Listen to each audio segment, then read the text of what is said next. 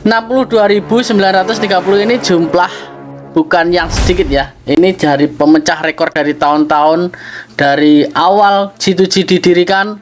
Tahun ini adalah tahun pemecah rekor untuk peserta mengikuti ujian IPS Topik 2024. Nah, banyak teman-teman yang masih ragu ataupun pingin berpindah sektor, apakah bisa? Dan ada juga banyak teman-teman yang karena kaget melihat peserta di manufaktur sekian banyaknya mencapai 40.000 ya, 46.000. Dan ada juga yang takut di servis 2 karena nanti kalau sampai di Korea nanti tidak dapat gaji yang lebih tinggi dibandingkan manufaktur.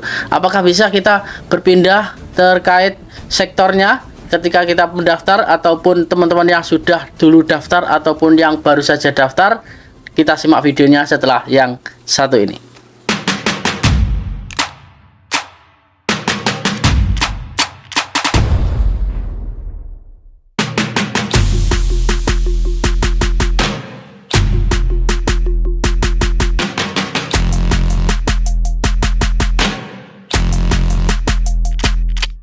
Halo teman-teman, assalamualaikum warahmatullahi wabarakatuh. Kembali lagi bersama saya. Saya di sini akan bahas sedikit tentang terkait perpindahan sektor, karena banyak teman-teman yang komentar, baik itu di channel YouTube ataupun di VT. Namun yang di sini saya ambil adalah di VT ya, di TikTok, karena sama-sama komentarnya juga sama, tapi saya ambil dari TikTok saja.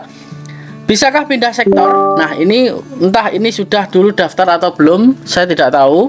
Yang jelas ini Mbak Ania ya, Mbak Ania.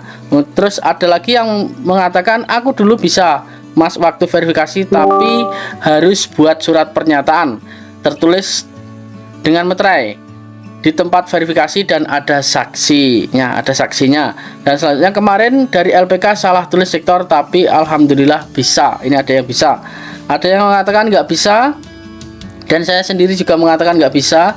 Terus pengen pindah sektor, apa bisa ya? Bisa waktu verifikasi dokumen nanti. Katanya verifikasinya secara online ya. Nah, karena sekarang sudah online dan masih offline ya, masih offline Mas. Kalau verifikasi data, kita wajib datang ke tempat yang sudah terjadwal. Nah, ada lagi yang mengatakan yang offline itu sidik jari dan yang belum pernah daftar. Kalau tahun kemarin udah pernah daftar, nggak datang ke BP3MI ya, terdekat. Oh gitu ya, kurang tahu saya. Nah, ini ada yang mengatakan seperti itu, bisa dilihat. Nggak bisa karena NIK otomatis terkunci pada satu sektor. Nah, terus ada lagi tidak bisa Mbak, karena satu nomor NIK saya itu udah terkunci pada satu sektor, udah ditutup jam 12.40 tadi siang. Nah, ini dari saya sendiri. Untuk perpindahan sektor itu tidak bisa. Kemarin saya sudah menghubungi Ibu Sony, apakah bisa teman-teman nanti perpindahan sektor saat verifikasi. Nah, ini jawabannya bisa dilihat di sini, bahwa Bu Sony sendiri mengatakan tidak bisa karena ada rapat kemarin untuk perpindahan sektor itu tidak diizinkan, karena sudah ditentukan saat teman-teman memilih pendaftaran tersebut. Pada waktu itu pendaftaran teman-teman sudah memilih sektor dan tidak bisa dikonfirmasi untuk diubah ulang. Mungkin seperti itu ya. Dan ada lagi yang mengatakan sekarang offline ya, sekarang offline ataupun online ya. Online, yang offline itu teman-teman yang baru saja daftar di tahun ini dan dokumen sidik jarinya belum ada, fotonya juga belum ada, itu diwajibkan untuk datang hanya untuk sidik jari tapi tidak membawa dokumen sama sekali pada ini ya, pada offline sidik jari ini.